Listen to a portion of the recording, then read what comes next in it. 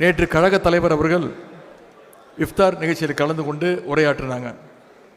சமத்துவத்தை, அன்பை, ஈகை குணத்தை போதிக்கின்ற மார்க்கம் நம்முடைய இஸ்லாம். திராவிட இயக்கத்துடைய கொள்கையும் இஸ்லாத்துடைய கொள்கையும் அடிப்படையில் ஒன்று தான். இன்னும் ஒரே வார்த்தையில் சொல்லணும்னா, மனிதநேயம் மட்டும்தான் நம்முடைய அடிப்படை ஒரே கொள்கை. அதனால திமுக ஆரம்பித்த நாளிலிருந்து இந்த இயக்கத்திற்கு நீங்கள் அத்தனை பேரும் பக்கபலமாக இருந்துட்டு வரீங்க. இன்றைக்கும் நம்முடைய கழக தலைவர் அவர்களுக்கும் நீங்கள் தான் பக்கபலமாக உறுதுணையாகவும் இருந்துட்டு வரீங்க. நமக்குள்ளே இருக்கிறது சகோதர பாசம். எவ்வளவு முயற்சிகள் நடந்தாலும், எவ்வளவு சூழ்ச்சிகள் நடந்தாலும், திமுகவுக்கும் இஸ்லாமிய பெருமக்களுக்கு இடையே இருக்கின்ற அந்த உறவை யாராலும் பிரிக்கவே முடியாது. கலைஞர் அவர்கள் ஆட்சிக்கு வந்தோடனே முதன்முறையாக மிலாது நபிக்கு அரசு விடுமுறை அறிவித்தவர் டாக்டர் கலைஞர் அவர்கள். உருது பேசும் முஸ்லிம்களை பிற்படுத்தப்பட்டோர் பட்டியலை சேர்த்தவரும் டாக்டர் கலைஞர் அவர்கள் தான். இன்னும் சொல்லப்போனால் இடஒதுக்கீட்டில் இஸ்லாமியர்களுக்கு பிற்படுத்தப்பட்டோர் அந்த இடஒதுக்கீட்டில் 3.5 விழுக்காடை கொடுத்தவரும் டாக்டர் கலைஞர் அவர்கள் தான். காயிதே மில்லத் அவருடைய பெயரை கல்லூரிக்கு சூட்டியவர்.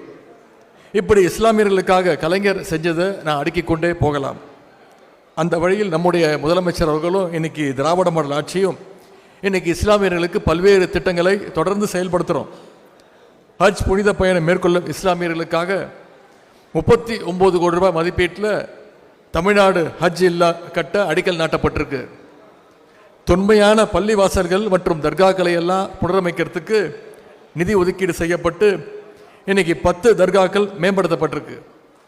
உலமாக்களுடைய ஓய்வூதியம் 3000 ரூபாயிலிருந்து இன்னைக்கு நம்முடைய முதலமைச்சர் அது 5000 ரூபாயாக உயர்த்தி கொடுத்திருக்கிறார். கோயம்புத்தூர் மாவட்டத்தில் கூடுதலாக ஒரு வக்பு வாரியத்தையும் அமைக்கிறதுக்கான முயற்சியில் நம்ம செஞ்சுருக்கிறோம். இப்படி இன்னும் பல திட்டங்களை நான் வரிசைப்படுத்தி சொல்ல முடியும். எல்லாவற்றுக்கும் மேலாக எப்பொழுதுமே சிறுபான்மை மக்களுக்கு பாதுகாப்பு அரணாக, காவல் அரணாக இருப்பது நம்முடைய திராவிட முன்னேற்ற கழகம் தான். ஆட்சியில் இருக்கும் போதும் சரி, இல்லாத போதும் சரி, எப்பொழுதுமே உங்களுக்கான முதல் குரல் கொடுக்குற இயக்கம் நம்முடைய திராவிட முன்னேற்ற கழகம்னு சொன்னால் அது மிகையாகாது. சிறுபான்மை மக்களை அச்சுறுத்துகின்ற வகையில் 2019ஆம் ஆண்டு ஒன்றிய பாஜக அரசு சிஏ சட்டத்தை கொண்டு வரும்போது அதை எரிச்சது இங்கே வந்திருக்க நான் கைது செய்யப்பட்டதும் என்னுடைய முதல் போராட்டம்னு நான் அடிக்கடி பெருமையாக சொல்லியிருக்கிறேன். இன்னைக்கு நாடு இருக்கிற நிலைமை உங்கள் அத்தனை பேருக்கும் தெரியும். நாடு முழுக்க பல மாநிலங்களில் சிறுபான்மை மக்கள் பல தாக்குதலுக்கு ஆளாகிட்டு இருக்கிறாங்க. அசாம் மாநிலத்துடைய முதலமைச்சர், பாஜக முதலமைச்சர், இஸ்லாமியர்களை குறிவச்சு தாக்குற மாதிரி ஒரு வீடியோ அவரே வெளியிட்டிருக்கிறார். பாஜகவோட முதலமைச்சரே இப்படி நடந்துக்கிட்டாருன்னா மற்றவர்களை பற்றி நான் உங்ககிட்ட சொல்ல வேண்டிய அவசியம் இல்லை.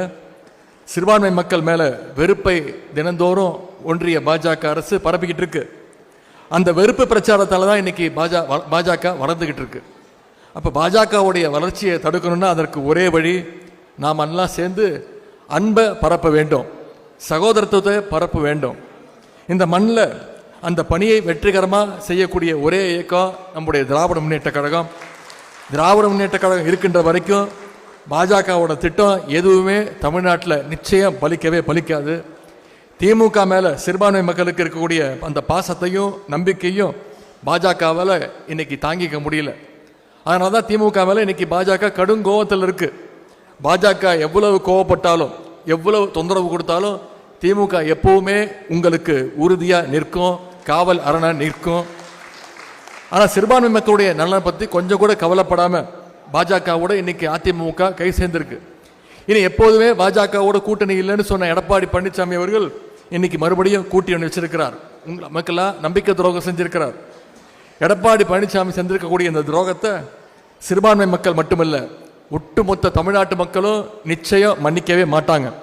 இன்னைக்கு பாஜகவுடைய ஒரு முகமூடியாக அதிமுக மாறி இருக்கு. அடிமை கட்சிகளை எல்லாம் மிரட்டி இன்னைக்கு கூட்டு சேர்ந்து கொண்டு தமிழ்நாட்டுக்குள்ளே எப்படியாவது நுழைஞ்சிடலான்னு பாஜக முயற்சி செஞ்சுக்கிட்டு இருக்கு. திமுகன்ற பலம் பொருந்திய கட்சி இருக்கிற வரைக்கும், நாம் இருக்கிற வரைக்கும் தமிழ்நாட்டை அவங்களால நெருங்கவே முடியாது, தொட்டுக்கூட பார்க்க முடியாது.